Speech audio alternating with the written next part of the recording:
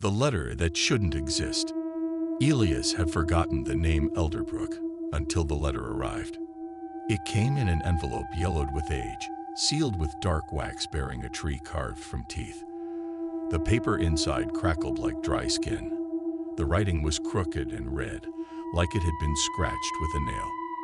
You are the last of our blood. Come before the final harvest moon. The soil remembers. Ruth. But Ruth, his grandmother, was 10 years dead. He was there. He helped bury her. He felt the cold weight of her casket drop into the dirt. So why did the letter smell like her perfume? Why was it dated last week? The road to Elderbrook. Elias drove for hours into the rural fog of the north, the landscape losing all signs of modern life. No signals, no wires, no cars. He stopped once at a fuel station. The old man inside wouldn't take his money.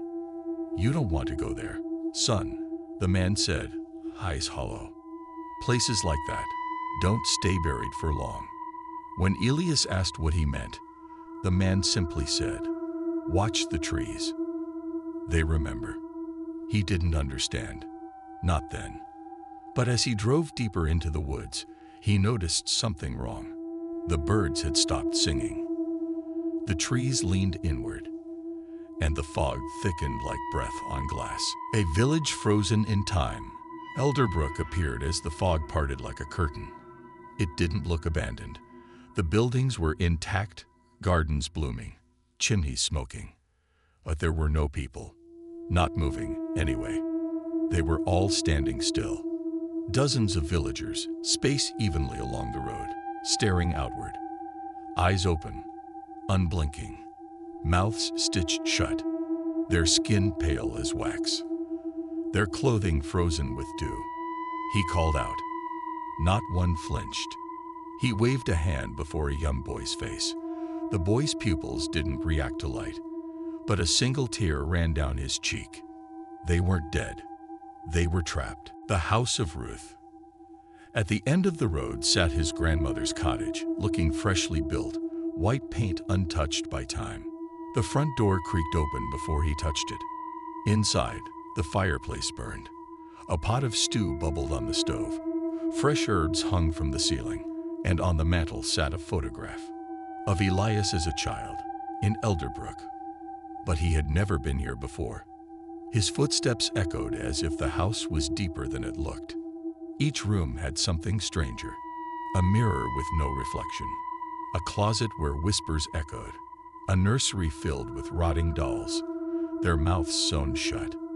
And a diary on Ruth's bed, the final page reading. He must speak. He must scream. That is how the root feeds. Nightfall and the root song. Elias tried to leave. He ran, drove, took every path he could. But the roads looped. No matter where he turned, he returned to the center of the village, where the standing people now faced him. Closer. The fog thickened. The sky turned a purple-black, full of strange stars that shifted when he blinked. Then came the sound. A low humming rising from beneath the earth. A rhythmic thrum like a distant chant. A melody ancient, wrong, like the heartbeat of a thing that had never been alive. The villagers began to sway, their stitched mouths leaking soil. The root beneath the church. He ran into the old chapel, its steeple twisted and pulsing like bark. Inside, the altar had cracked open, revealing stone steps descending into darkness. There he found it. A chamber beneath the ground, lit by rotting candles stuck into skulls. Villagers buried waist-deep in earth, arranged in a circle, all swaying, all humming. And in the center, a mouth-shaped pit with roots writhing like worms. Something was missing. A shape at the edge showed a glass box, empty, but stained with blood. A plaque beside it read, "Silence the tongue, feed the soil, let the village sleep." He realized then, the tongue from the letter, it wasn't just a warning. It was an offering, a key, the hollowing. As he backed away, the villagers turned their heads to him, slowly, in perfect sync. Their mouths split open, threads snapping, revealing not teeth, but roots, thick and wet and moving. Ruth stood behind him now, or what remained of her. "You were always meant to return, Elias," she said, voice like wind through trees. "You were born with a voice loud enough to awaken the root. Your blood is ancient, and it remembers its dead." The ground opened. Roots burst through his feet, wrapping around his legs, his spine, his throat. He screamed. And that was the final thing they needed. The scream. The first scream in 100 years. The new sleeper. The next morning, Elderbrook was silent once again. A new figure stood among the villagers. Young, still, eyes wide open, mouth stitched shut.